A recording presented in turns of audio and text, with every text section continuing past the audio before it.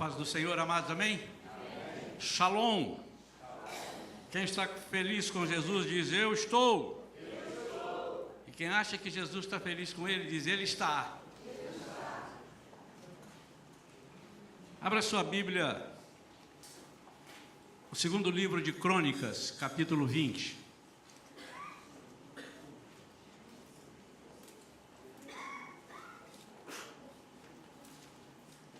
Segundo livro de Crônicas, capítulo 20. Eu vou ler todos os versículos, depois nós vamos caminhar por alguns versículos. Isso é uma história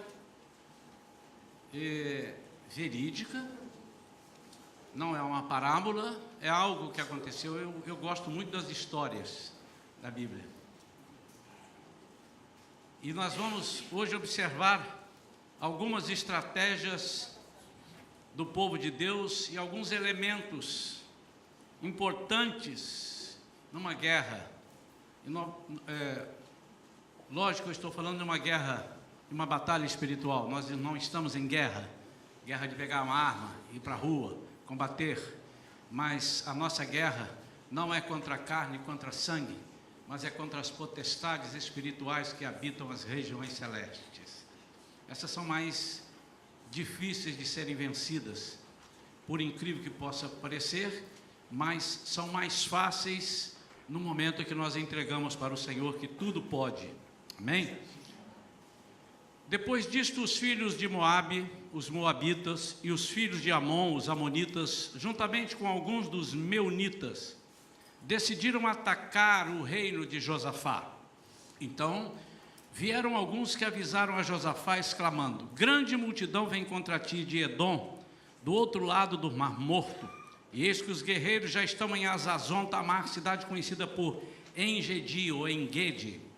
Então Josafá sentiu grande medo, decidiu buscar o socorro do Senhor e convocou o jejum nacional em toda a terra de Judá. Todo o povo de Judá se congregou para rogar o auxílio de Yahvé. Também de todas as cidades de Judá veio gente para buscar o Senhor. Durante essa Assembleia Geral de Judá e dos habitantes de Jerusalém, realizada na casa de Yahvé, o templo do Senhor, o rei Josafá colocou-se em pé diante da comunidade no pátio novo e exclamou, ó Yahvé, Senhor Deus dos nossos pais, não és tu Deus que habita soberano nos céus? Não és tu que governas sobre todos os reinos das nações da terra? Na tua mão há poder e força e não há quem te possa resistir. Ó Yahvé, não és tu que és nosso Deus, que diante de Israel, teu povo, desalojaste os habitantes pagãos desta terra? Não adeste a descendência de Abraão, a qual amarás para sempre? Nela se estabeleceram e construíram um santuário para Yahvé, o teu nome, proclamando, se algum mal nos sobrevier, espada, juízo, praga ou fome, nós nos colocaremos perante tua presença diante deste templo, porquanto ele leva o teu nome, ó Yahvé. A ti, pois, ergueremos o nosso clamor e a nossa aflição, e estamos certos de que tu nos ouvirás e nos salvarás. Agora, portanto, eis que os descendentes de Amon e de Moabe, e os habitantes de Monte Seir, cujas terras não permitiste a Israel invadir quando vinha do Egito, e por esse motivo os israelitas se desviaram deles e não os destruíram. Vê, pois, nesse momento como estão nos retribuindo ao partirem contra nós a fim de expulsar o teu povo da terra que nos deste por herança. Ó nosso Deus, acaso não exercerás teu juízo sobre eles, posto que não temos poder suficiente para enfrentar esse exército imenso que vem nos atacar? Eis que não sabemos o que fazer, contudo, nossos olhos se voltam para ti. E todos os homens de Judá, com suas mulheres e seus filhos, até as crianças de colo, estavam ali em pé buscando ao Senhor. Então aconteceu que o Espírito de Yahvé, o Senhor, veio sobre Jaaziel, filho de Zacarias, neto de Benaía, bisneto de Jeiel e trineto de Matanias, levita, descendente de Asaf, no meio do povo reunido em assembleia. E falou o profeta, prestai atenção todo Judá e vós, habitantes de Jerusalém, e tu, ó rei Josafá, sim diz o Senhor, não temais, nem vos assusteis por causa dessa grande multidão que se dirige contra vós, porquanto essa luta não é vossa, mas de Deus. Amanhã descereis contra tal exército, Eis que eles estão subindo pela ladeira de Ziz, e os encontrareis na extremidade do vale, defronte do deserto de Jeruel. Não tereis que lutar nesta batalha. Tomai posição, ficai parados e observai o livramento que Yahvé vos concederá, ó Judá e Jerusalém. Não temais, pois, e nem vos assusteis. Saí amanhã para encontrá-los, porque o Senhor está convosco.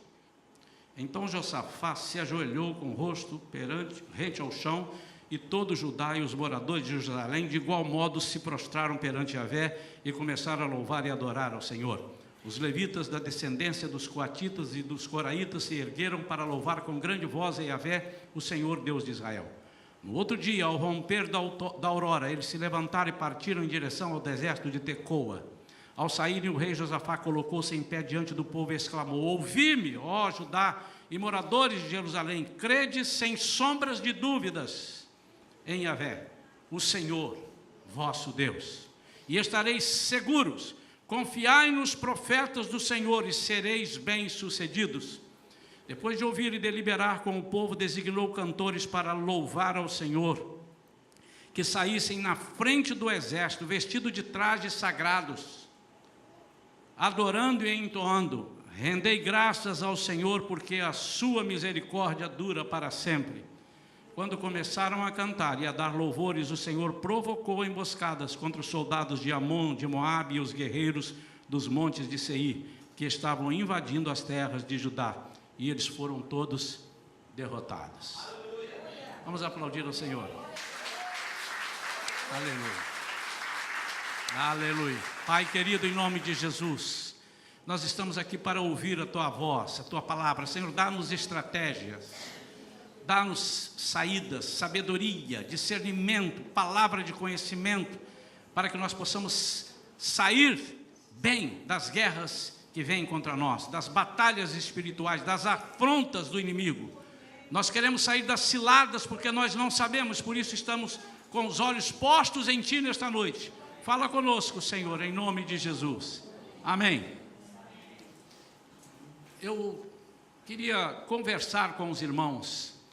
O ideal é que eu estivesse bem aí pertinho. Não vou fazer isso, mas até alguns podem não nos enxergar de lá. Mas eu queria conversar com os irmãos e analisar alguns versículos desse texto grande que nós lemos. Nós lemos do início ao fim o que estava acontecendo, para que eu não tenha que fazer uma explanação. Ali já está claro nessa leitura.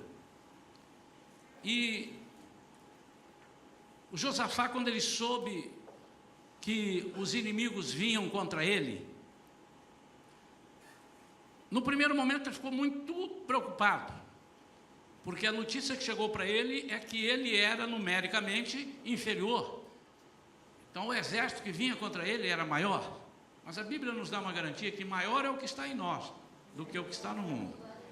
E ele então buscou o Senhor e ouviu do Senhor alguns pontos que ele deveria seguir.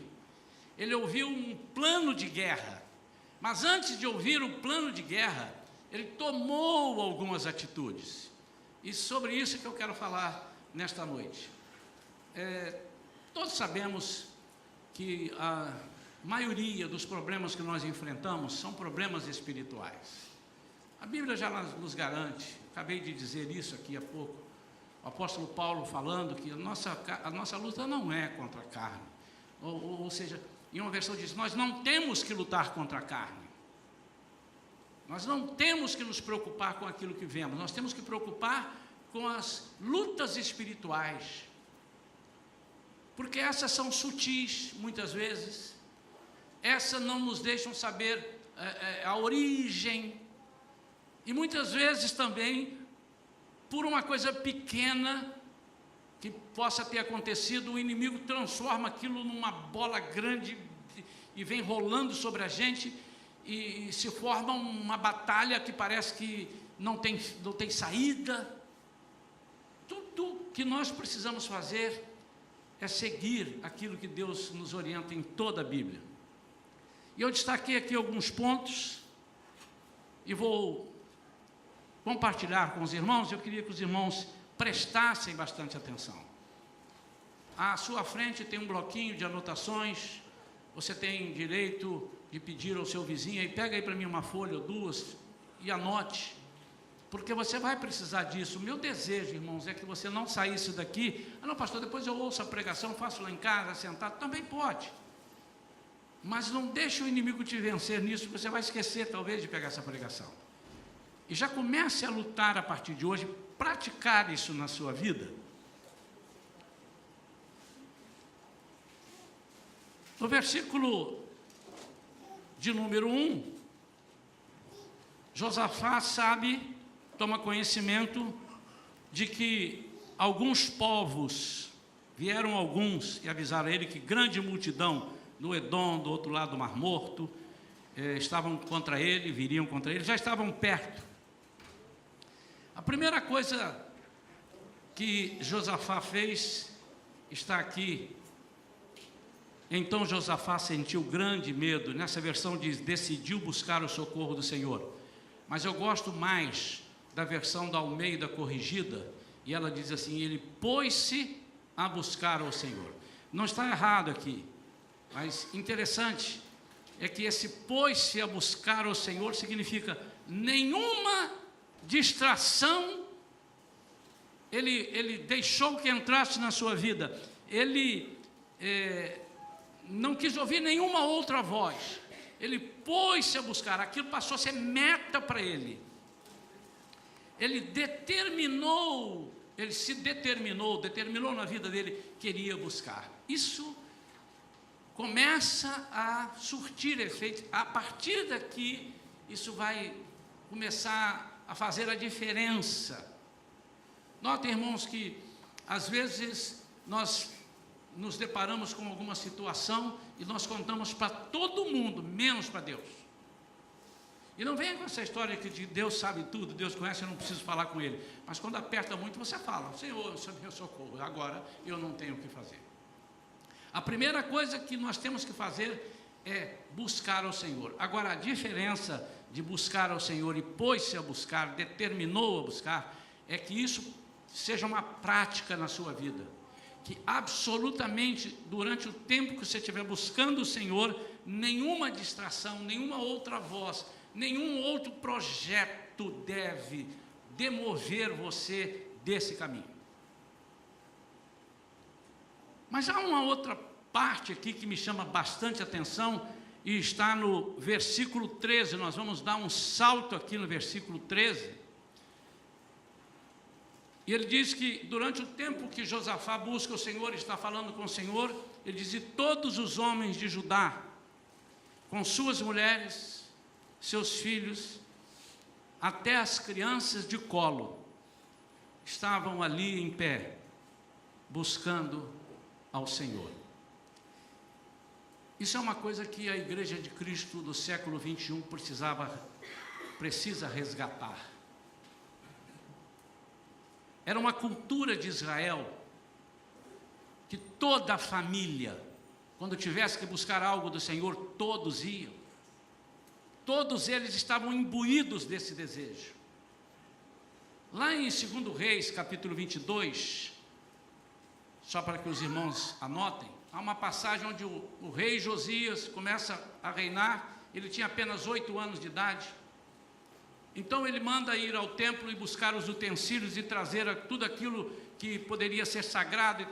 E de repente nessa busca eles acham um livro e eles apresentam esse livro para ele. Quando ele chama alguém para ler esse livro e eles leem o livro, ele disse assim, para tudo,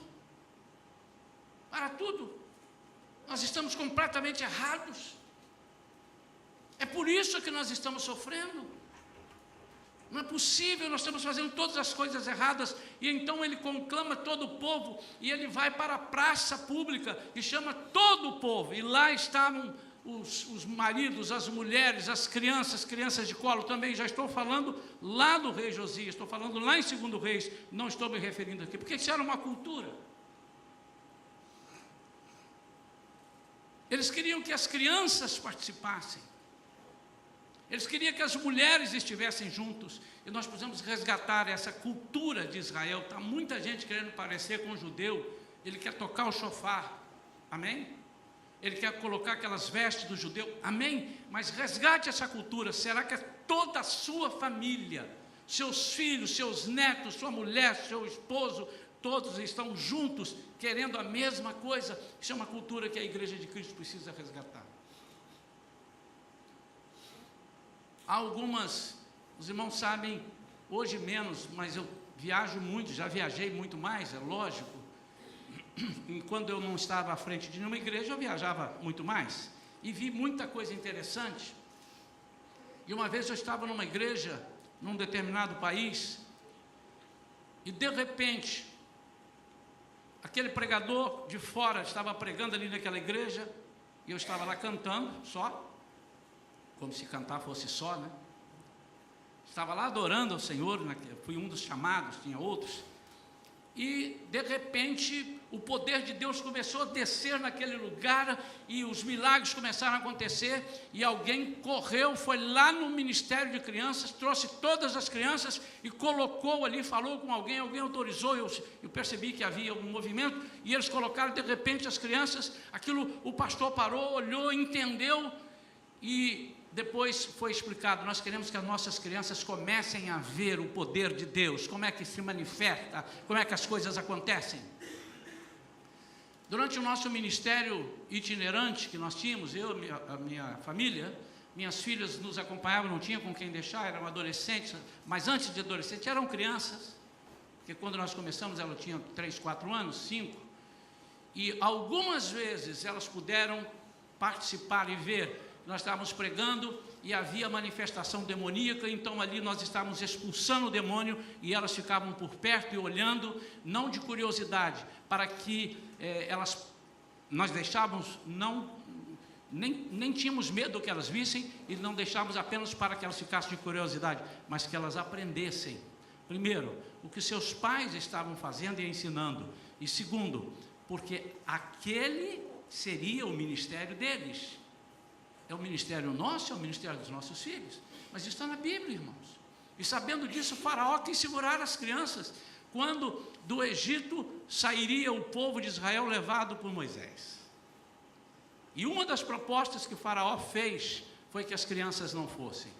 E Moisés disse, nossas crianças têm que ir conosco. Deixa eu dizer uma coisa, meu amado. Deus sabe o meu coração.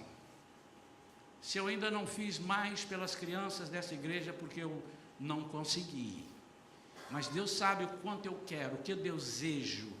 Eu quero ver, antes de morrer, antes de largar aqui o púlpito, e eu só vou largar quando morrer, vocês podem ficar sossegados, quem está querendo tomar o meu lugar aqui vai ter que me tolerar aqui, mas enquanto eu tiver fôlego, é isso que eu quero dizer, eu quero estar pregando, não é?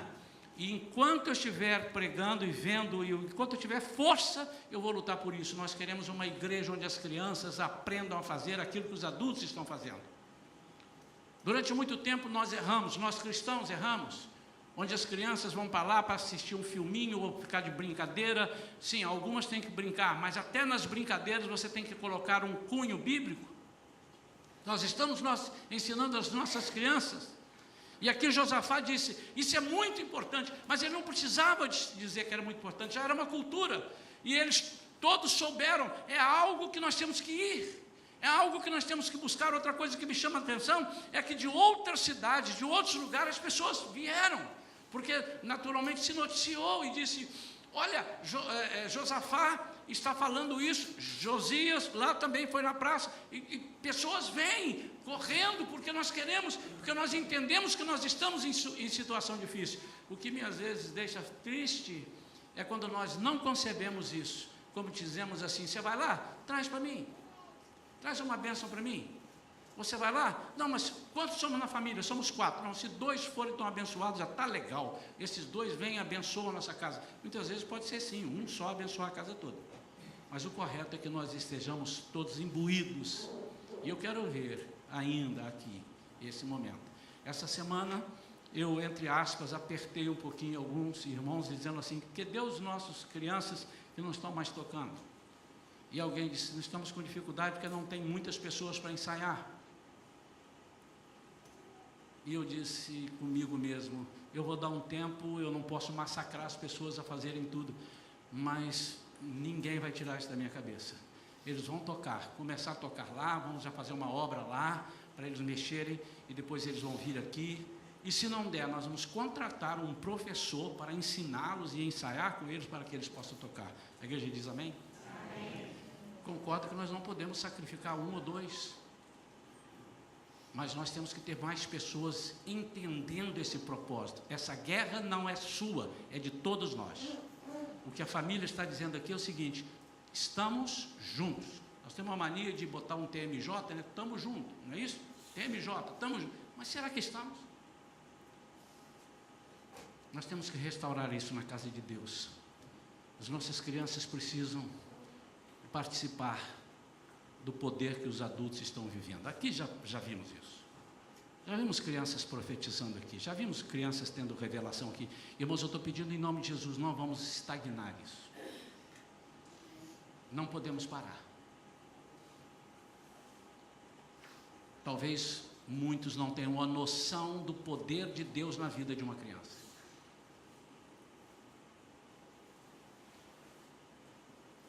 O poder de Deus sobre a vida de uma criança é algo sobrenatural, que nós às vezes deixamos passar. Quando Maria vai visitar Isabel, Maria estava grávida, Isabel estava grávida.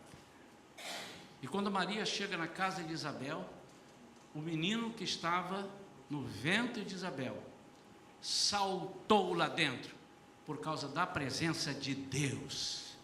Que Deus? O Deus que estava na barriga de Maria. Uma criança.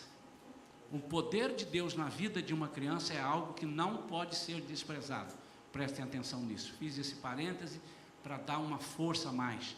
Não quero que as nossas crianças sejam tratadas como crianças. Eu quero que elas sejam tratadas como servinhas de Deus.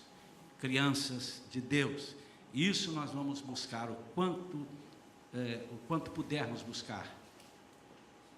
No versículo 14, há uma outra coisa interessantíssima. Então aconteceu que o Espírito de Yahvé, o Senhor, veio sobre Jaaziel. E o que me chama a atenção está aqui, ó. Levita, descendente de Asaf, no meio do povo reunido. Em outra versão diz, no meio da congregação. Deixa eu dizer uma coisa a vocês, amados. Não há nenhuma pregação aqui de que você vai ouvir a voz de Deus somente no meio da congregação. Uma das algumas experiências que eu tive com Deus foi a sós, foi às vezes tomando banho, foi às vezes deitado na minha cama e Deus falou comigo, ou de madrugada. Mas há uma força sobrenatural quando nós estamos reunidos no meio do povo e no meio da congregação. Por quê? Porque Deus se manifesta no meio do seu povo, e quando Ele fala com alguma pessoa, Ele fala de uma maneira sobrenatural para que todo o povo seja contagiado. Há algo especial no meio da congregação.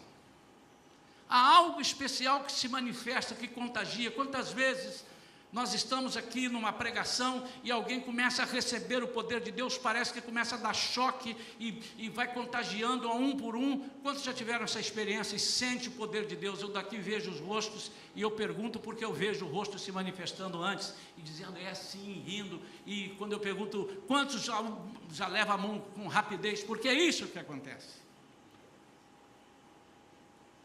Não permita que o diabo te afaste disso.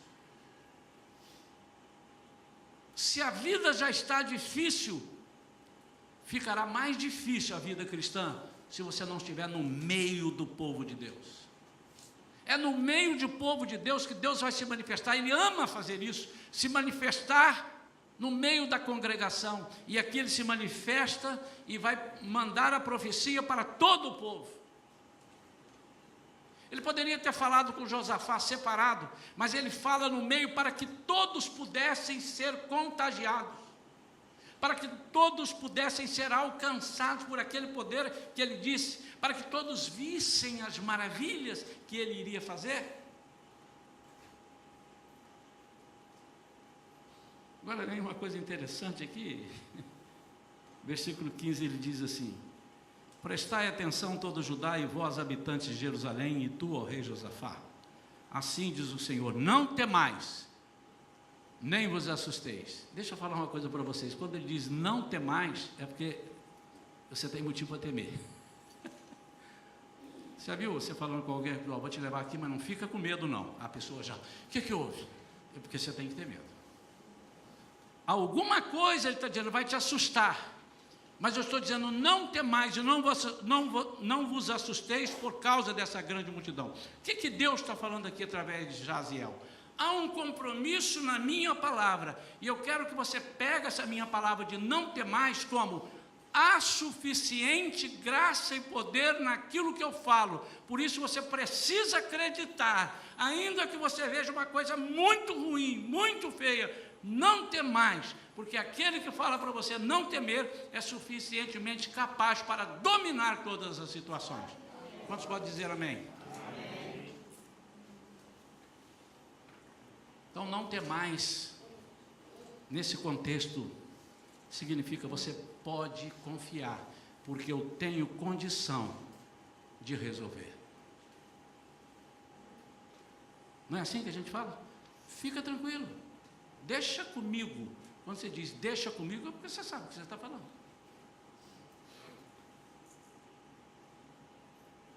Sabe por quê, meu amado? Porque a graça precisa ser entendida como pelo menos duas vertentes. A vertente que todo mundo gosta: pela graça sois salvos. A graça é um favor imerecido, está certo. Mas a graça também é um instrumento de empoderamento. Presta atenção nisso. A graça te faz vencer situações que você não pode vencer. Então a graça é uma arma. Ele está querendo empoderar cada um de nós para que nós possamos confiar sem duvidar. Por quê? Porque o dono da graça está dizendo: eu sei o que eu estou fazendo.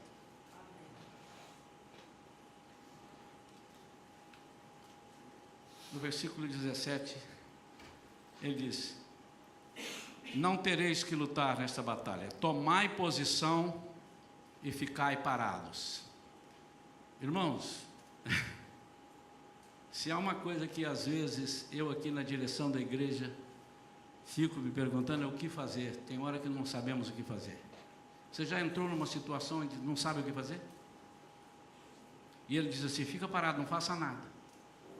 Essa é uma das coisas mais difíceis da gente lutar contra aquilo que a gente não vê.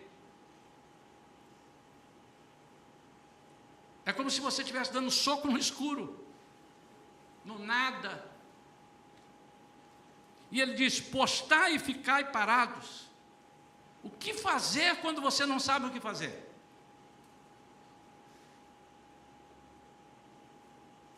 Mas uma coisa que eu quero que você raciocine comigo é que se o que você está fazendo não está dando certo, faça outra coisa.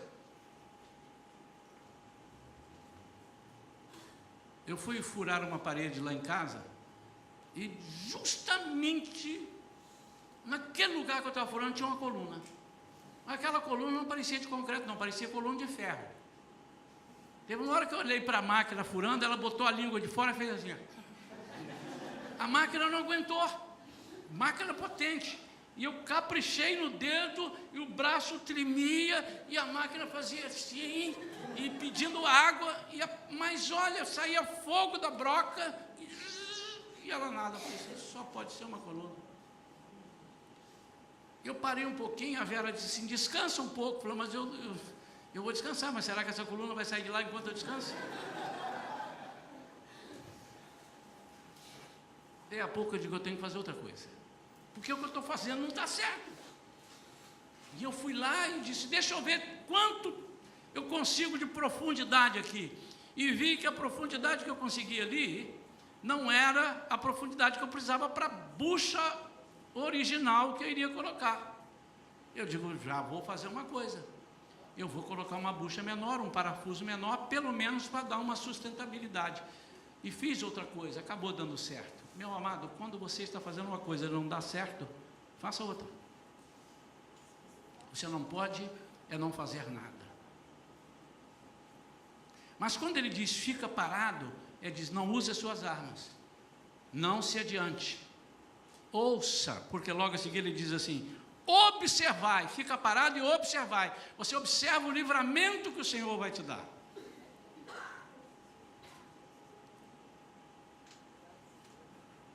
Às vezes Deus manda você ficar parado e esperar e Ele não fala, não é? E a gente fica esperando. E Ele não fala. Por que Deus às vezes não fala? Na minha experiência, na minha vida espiritual, nas coisas que eu já enfrentei, eu descobri algumas coisas. Às vezes Deus não fala porque Ele já falou aquilo que você quer ouvir. E Ele quer que você busque na palavra. Ele quer que você busque nos escritos. Ele quer que você busque na história aquilo que Ele já falou. Ele quer que você se movimente e faça alguma coisa. E você está esperando falar, Ele já falou.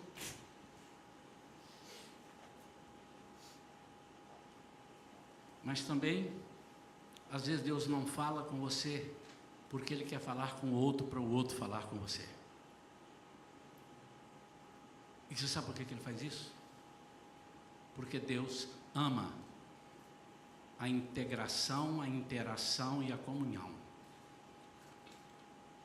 Muitas vezes nós ficamos orgulhosos e não ouvimos as pessoas. E Deus diz assim, para que você tenha sucesso eu vou falar com alguém. E esse alguém vai falar com você. E você precisa ouvir esse alguém, porque sou eu falando. Eu não quero falar com você, eu quero falar com o outro, para o outro falar com você.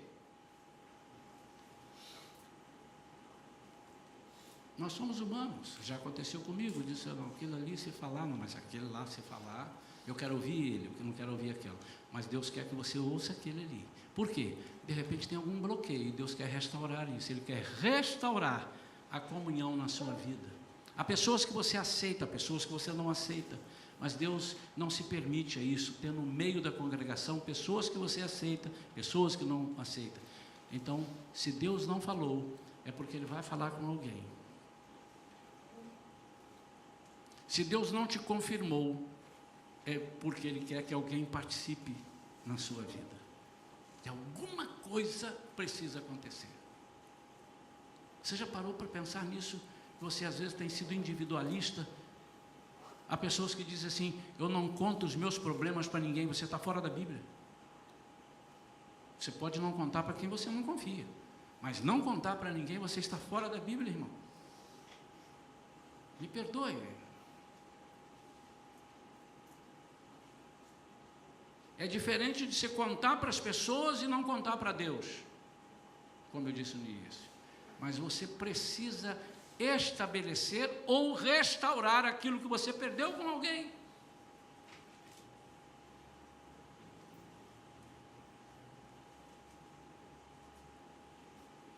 No versículo 20.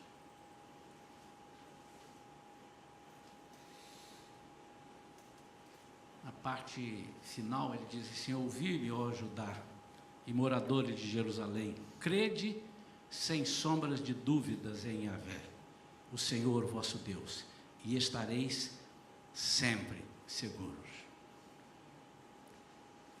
E a parte final ele chama a atenção, confiai nos profetas do Senhor, e sereis bem-sucedidos.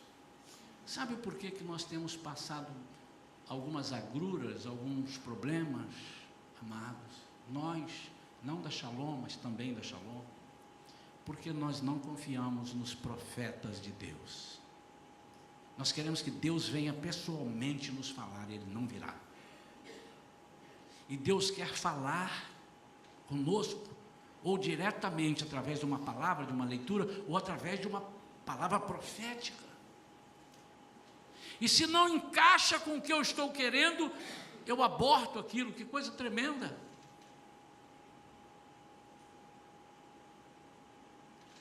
E Josafá, quando ora ao Senhor, ele faz menção a isso, e ele inclusive diz assim, porventura, Porventura, versículo, deixa eu achar aqui,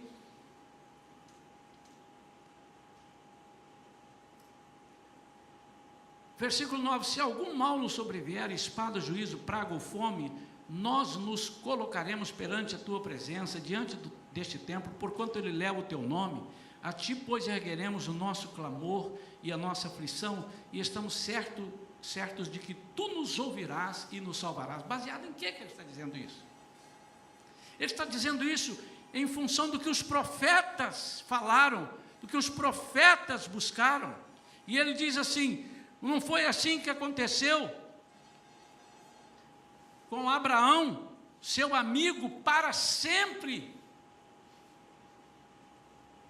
Ele chama atenção, ele diz assim, versículo 7, não adeste, vamos ler o versículo 7 todo, ó Yahvé, não és tu que és nosso Deus, que diante de Israel, o teu povo, desalojaste os habitantes pagãos dessa terra?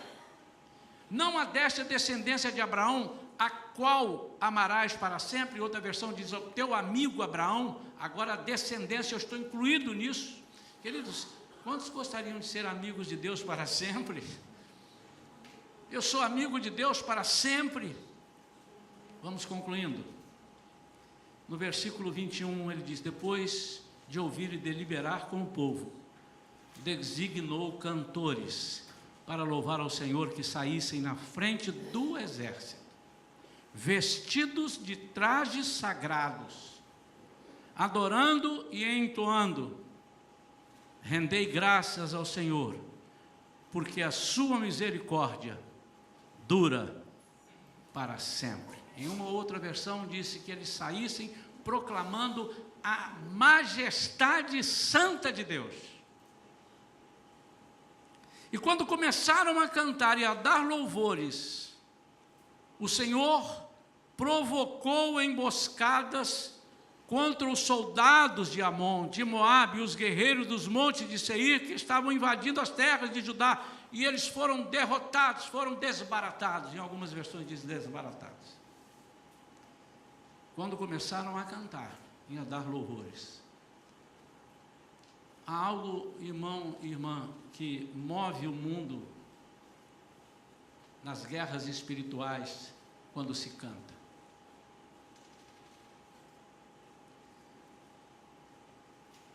No mundo se diz, quem canta, seus males espanta. E quem louva e adora a majestade santa de Deus? O que você acha que acontece?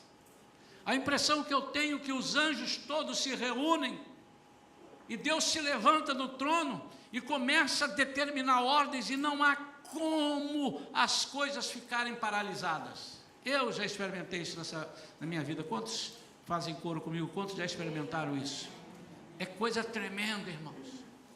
Inicialmente, às vezes, o cântico não sai aquele melhor cântico, sai um cântico com choro. Imagino aqui que o cântico deles saiu no início um cântico abafado, um cântico, a sua majestade, Senhor, nós te adoramos, tu és o santo dos santos. Mas daqui a pouco eles foram tomando uma força dentro de si, uma força foi se apoderando de todos eles. Que força é essa? A força da confiança, porque eles não iam lutar. Deus falou com eles, não façam nada, postar e ficar parados. E é isso que às vezes nós não sabemos, não fazer nada. Tem hora que a gente não é para fazer nada e faz. E tem hora que a gente faz, mas não era para fazer. Que confusão é essa, irmãos? E quando você não souber o que fazer, você começa a cantar. Quando você não souber o que vai acontecer, você começa a cantar. E cantar aqui não é só para os cantores de voz afinada. Cante, cante, louve, adore. Eles cantaram vestidos de trajes sagrados. O que significa isso? Significa que os cantores foram à frente do exército sem máculas e sem acusações. E eles entoavam, rendei graças ao Senhor, porque a sua misericórdia dura para sempre. Há muitos textos na Bíblia mostrando a vitória de Deus sobre as nossas vidas, sobre a vida do povo de Deus através dos cânticos. O louvor liberta, não é isso que a gente fala? A primeira pessoa que o louvor liberta, ele liberta quem está louvando. Liberta do medo. Liberta da opressão que o maligno coloca. Você parece que é dotado de uma confiança, de uma arma sobrenatural, e você fica valente, você cresce, e não que você vá lá dar uma pancada, mas você cresce na confiança, e só dorme quem está confiante, só descansa quem está confiante, e quem não está confiante não consegue dormir, não consegue trabalhar, não consegue agir, não consegue nem namorar, não é? Às vezes você está namorando, tal, e a esposa pergunta, você está preocupado? Não, nada não. A pior resposta que você pode dar é nada não. A mulher tem um sentido apurado de perceber, como nada não, que cara sorumbática é essa aí? Macambúzia. Mas quando nós começamos a cantar, por isso que às vezes nós fazemos menção aqui, cante, louvo. Agora até pedir a Vívia, para de pedir, porque senão as pessoas vão cantar, porque você está pedindo para cantar, ele tem que sentir isso no coração, eu tenho que cantar, o cântico vai me fazer vencer. Eu entrei aqui destruído, eu saí de casa, chutei o gato, o cachorro mordeu minha canela, meu marido xingou e eu vim para cá, e eu estou daquele jeito, mas daqui a pouco eu não estou mais. Ele começa a cantar, e daqui a pouco ele não sabe mais o que está acontecendo. Um pouco você vai ver, ele está flutuando. Você já experimentou isso na sua vida? Se você não experimentou, você precisa acreditar em mim e faça isso. Mas em vez disso, nós murmuramos. Quando começaram a cantar e a dar louvores, o Senhor provocou emboscadas. Por isso ele disse, vocês não vão fazer nada. E aqui estabelecido um culto de ações de graças antes de acontecer o motivo da ações de graça. Você já foi chamado alguma vez para um culto de ações de graças para algo que você ainda iria receber? Normalmente não, normalmente você fala assim, espera receber, na hora que eu receber, eu vou dar um culto de ações de graça. Está na hora de você falar, Senhor, eu quero acreditar no Senhor e eu já vou começar a dar festa agora. E eu vou dar o culto de ações de graça, e proclamar, vamos cantar, e todo mundo. O que nós aprendemos nessa noite é que quando nós estamos em guerra, nós temos que determinar buscar a face do Senhor e não sair dessa reta. O que nós aprendemos nessa noite, além disso, é que nós temos que estar unidos. Se o problema é com você, com a sua esposa, com seus filhos, todos devem participar. Quantas vezes eu tive que reunir minha família e dizer para minhas filhas pequenas, que talvez não entendessem muito bem o que eu estava falando, mas dizer assim, olha, papai está pedindo que durante essa semana nós não vamos poder comer carne, porque não tem carne, nós não temos dinheiro essa semana, nós não temos essa roupa, você vai ficar com esse sapato, e se começar a apertar, você encolhe o dedo, porque não tem sapato, não tem roupa, não necessariamente esses exemplos que eu dei, mas o da comida sim. O do sapato eu não falei encolha o dedo, mas eu falei sapato cresce com o pé dela. E cresceu o sapato e o pé junto. Amém? Amém, Vivian? Deuteronômio 8:4. E não se envelheceram os seus pés, nem suas vestes estragaram, nem envelheceram os seus sapatos, não se incharam os seus pés nestes 40 anos. Quando eu tive dinheiro para comprar, o sapato já não deu mais no pé, o mesmo que estava dando. No dia seguinte, e eles chamaram e disseram, vamos orar juntos, papai está com um problema. Você precisa saber que nós vamos agir assim. As crianças não podem ficar fora dos nossos problemas, porque elas não vão aprender a lutar. Ah, coitadinhas, elas não têm nada com isso, deixa... Você precisa saber para eles aprenderem a não pedir o que não pode pedir. Mas mais que isso, elas precisam aprender a lutar. Com quem eles aprenderam? Com você. Quantos estão dispostos a cantar um pouco mais? A buscar ao Senhor um pouco mais? Sabe, irmãos, Um dos lugares bons de cantar é no chuveiro. Abre o bico lá e canta, e abre o chuveiro. Mas cante lavando roupa, cante fazendo comida, cante andando, dirigindo o seu carro, mas preste atenção no trânsito, né? Não entre em êxtase, fecha o olho e sai cantando, dirigindo, porque vai dar ruim. Mas cante. Quantos nessa noite têm coragem de dizer: eu estou em meio a uma batalha? Pode ser que ela já esteja muito aguçada, pode ser que ela esteja começando, e pode ser que ela não começou ainda. E que você está vendo, vai dar ruim. Eu estou sentindo que vai vir um negócio aí. Eu estou vendo a nuvem lá, vai escurecer para mim. Tem alguém assim nesta noite? Vamos ficar de pé. Só vou orar por aqueles que precisam, naturalmente, não é? Então, vem aqui à frente agora. Eu quero orar pela sua vida. Eu vou orar para que Deus fale com você exatamente como Ele falou com o povo de Josafá. Em nome de Jesus. Seja qual for. Mas primeiro nós vamos cantar. E como de vez em quando eu peço a vocês, eu estou aqui, não cantem, eu vou orar, tá? Não cantem. Agora é diferente. Agora vocês vão cantar e eu vou esquecer do